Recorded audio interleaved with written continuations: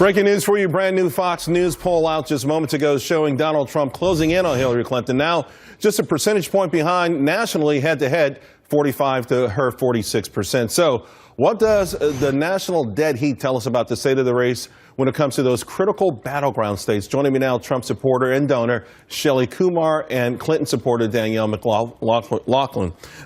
Shalabh, welcome to the show. First time on. You're a Donald Trump booster. You have been throughout this campaign. What do you make now of the tightening of the race, particularly as we see this so-called blue wall, this stronghold of Hillary Clinton starting to show some serious wear and tear?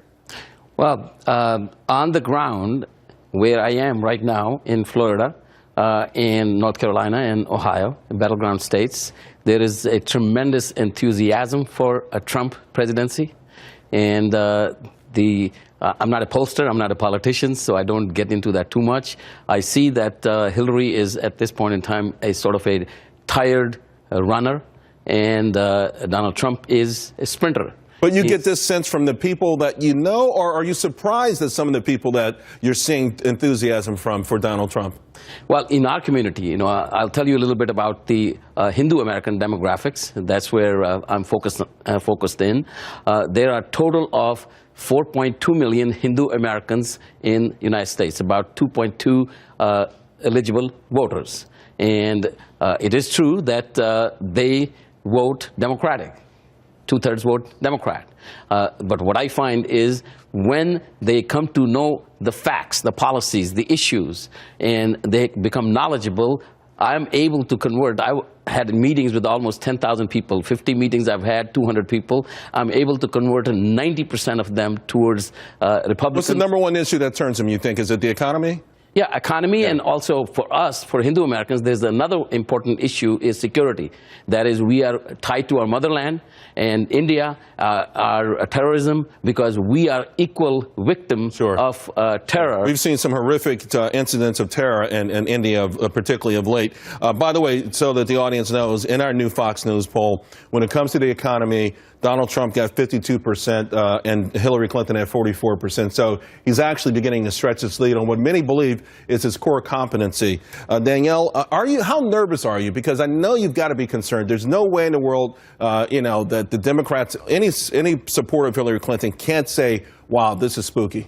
Well, I think on either side, you're concerned because you care so much. But what about your side? Yeah, absolutely. I think that this is a natural thing. You said it in the previous segment. We see some tightening at the polls. But the fundamentals still very much favor Hillary Clinton. Trump has to win a large number of swing states in order to just get to 270. The blue wall, you say it's crumbling, I say it's Teflon, or maybe it's steel reinforced concrete. It is, she's looking really good. If she gets the blue wall plus New Hampshire, it's over for him. Her path has always been much better, and that fact remains today. Well, New Hampshire really has seen tremendous amount of momentum going to Donald Trump. So, I mean, I definitely would not pencil that in, but is it the ground game that you think ultimately does it, that organizational thing that's been lauded throughout this process, or what gets her over? Because she has not been able to put together that Obama coalition. She's working on it, and she's not the candidate that Obama was, right? He was this young, vigorous, he was a change agent. She's not a change agent, and she's not pretending to be. She is adopting many of his positions and policies, and I don't blame her at this point, especially because he has such high approval ratings. So she's not the candidate that Obama is. But I think there's also this misnomer that there aren't really excited people who are excited for Hillary Clinton. I am one of those people, and there are plenty of people out there. You look at the rallies now, which it's not an indicator of voting, of course, but there is that groundswell of excitement. And frankly, some of the things that happened last week with the FBI letter, people are feeling a little bit annoyed about it. And in some ways, you've seen, frankly, in the Fox poll, we saw some people actually more inclined to vote for her because of it. Shelly, real quick then, you've been a donor and a contributor. Donald Trump's spending a lot of money in these last few days. Are you still writing checks, and you still think the money's going to pour in? Because he really has tapped into the small donor.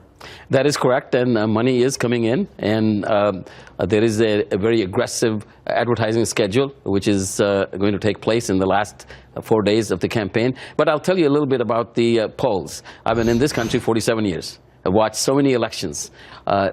The polls give you a direction, a momentum and a direction. They don't give you absolute numbers ever. I remember Jimmy Carter being ahead, something like 9% a couple of days prior to the election with Reagan.